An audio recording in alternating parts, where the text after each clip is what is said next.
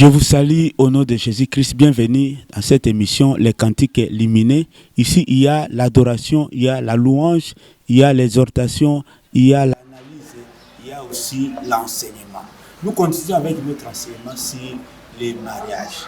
Alors, après l'étape de fiançailles, vient maintenant l'étape de la dot. Donc, l'homme doit verser la dot. Je vous demande d'abord de vous abonner massivement à notre chaîne YouTube. Vous écrivez Justin Koum officiel et sur notre page Facebook, toujours Justin Koum officiel. Vous aimez, vous vous abonnez et puis vous partagez. Que Dieu vous bénisse.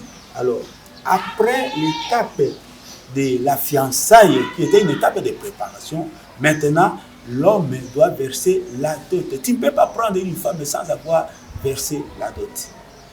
Alors, d'abord, je prends les mariages entre Christ, notre époux, et nous, l'Église, son épouse. Parce que les deux mariages-là, ce sont des mariages qui marchent de pair. Je vous avais dit que si tu as besoin de comprendre les mariages entre Christ, notre époux, et nous, l'Église, son épouse, il faut comprendre le mariage entre l'homme et la femme et vice-versa. Christ est venu, il nous a fiancés et puis il a aussi versé la dot. Quand bien même le mariage proprement dit n'a pas encore eu lieu, parce que le mariage aura lieu le jour de l'enlèvement, quand nous allons entrer aux noces. Mais Christ a versé la dot. Qu'est-ce qu'il a dit? Quelle dot que Christ a versé? Le sang. Quand il a fait couler le sang, il a fait couler le sang. Son sang là, c'est ça la dot. Alors, je lis la Bible, je cherche le verset Éphésiens, je suis dans le livre d'Éphésiens, chapitre 5, je vais lire deux versets. Éphésiens chapitre 5, le 25e verset. Je lis au nom de Jésus-Christ. Marie, aimez vos femmes comme Christ a aimé l'Église et s'est livré lui-même pour elle. Voilà. Christ s'est livré lui-même. Il a pris sa vie, son corps. Il a accepté de faire couler son sang. Oh, quand Christ s'est livré lui-même, quand il a accepté de faire couler son sang, c'est ça déjà le versement même de la dot. Le versement, l'écoulement du sang, c'est ça le versement de la dot. Tu ne peux pas prendre une femme sans avoir versé des dots. Et la dot que le Seigneur Jésus-Christ a versée à l'égard de nous, pour nous prendre comme sa femme, nous l'Église, cette dot-là, c'est ça le sang qu'il a fait couler pour nous. Je lis encore un deuxième verset. Je suis dans le livre de 1 Pierre, chapitre 1, le 19e verset. 1 Pierre, chapitre 1, le 19e verset. Je lis au nom de Jésus-Christ. Mais par les sang précieux de Christ, comme d'un agneau sans tache et sans tache. Alors, je peux commencer même à partir du 18e verset. Sachant que ce n'est pas par des choses périssables, par de l'argent ou de l'or, que vous avez été rachetés de la vaine manière de vivre que vous avez hérité de vos pères. Voilà. Mais par le sang précieux de Christ, voilà.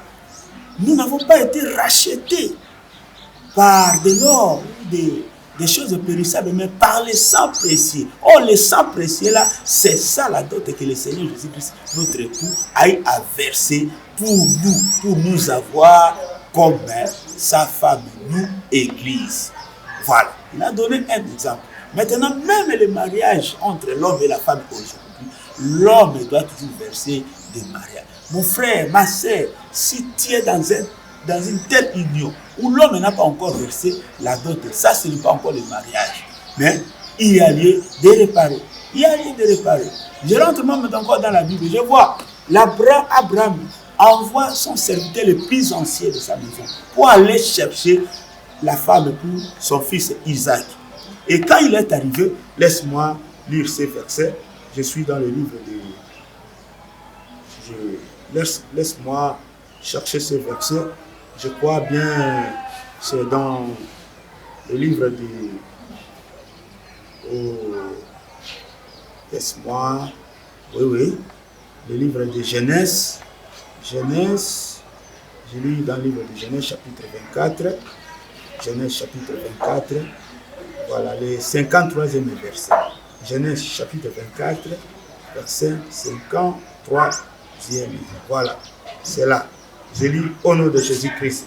Et les serviteurs sortirent des objets d'argent, des objets d'or et des vêtements qu'il donna à Rebecca. Ça, c'est pour Rebecca. Il fit aussi des riches présents à son frère et à sa mère. Il fit aussi des riches présents. Il avait pris des riches, des histoires, des objets. On dit des riches présents qu'il avait donnés à son frère, c'est-à-dire au frère de Rebecca, femme d'Isaac. Il avait aussi donné à sa mère, la mère de Rebecca, femme d'Isaac. Alors ces objets-là, ces riches présents-là représentent la dot. C'est ça le versement de la dot. Toi, tu ne peux pas prendre une femme sans avoir versé la dot. Non, le versement de la dot, c'est une condition sine qua non, si l'homme a besoin d'avoir sa femme. Comme de même que Christ a versé son sang comme dot pour nous avoir, nous l'église, son épouse. De même aussi, tout homme qui s'engage au mariage doit verser la dot. Donc, la dot, c'est quoi? Ce sont ceux qui on demande là. L'argent, les biens natifs. Alors je demande aussi aux parents, il ne faut pas exagérer parce que nous ne vendons pas nos enfants, nous ne vendons pas nos filles, mais c'est symbolique. C'est symbolique, comme c'est une recommandation de la Bible, nous devons aussi l'appliquer. Donc après la fiançailles vient l'étape de la dot. Alors quand l'homme verse la dot, maintenant la femme lui est acquise. La femme maintenant lui appartient. Que Dieu vous bénisse. N'oubliez pas de vous abonner sur Justin Koumou officiel et sur notre page Facebook Justin Koumou officiel. Que Dieu vous bénisse.